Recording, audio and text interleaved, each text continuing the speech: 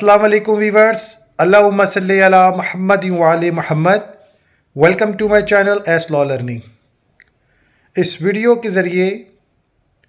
Zakaria university के ऐसे तमाम स्टूडेंट्स जो लोग 3 साल प्रोग्रामिंग के स्टूडेंट हैं, जेन्युइन लॉ कॉलेज से हैं और उनकी सप्ली है या फुल फेल स्टेटमेंट है, लेकिन उन लोगों को पोर्टल पर अपना डेटा अपलोड ना करने के हवाले से मामलात का सामना करना पड़ रहा है। जैसे ही डेटा का इंदराज करते हैं, ऊपर एक नोटिफिकेशन आ जाता है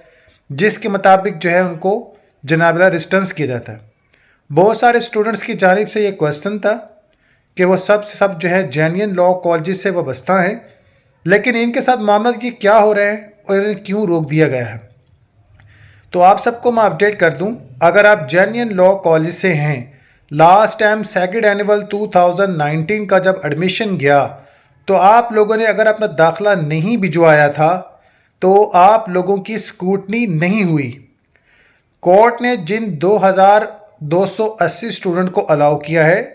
वो तमाम स्टूडेंट हैं जिन्होंने एग्ज़ाम में अपनी अटेंडेंस क्लियर की, एग्ज़ाम फेस किए, उनकी स्क्रूटनी रिपोर्ट हुई और जेन्युइन लॉ कॉलेज से वाबस्ता होने के कारण उनको ऑन कर दिया गया। आप लोग जेन्युइन कॉलेज के स्टूडेंट ज़रूर हैं, लेकिन आप लोग स्क्रूटनी से बाहर हैं।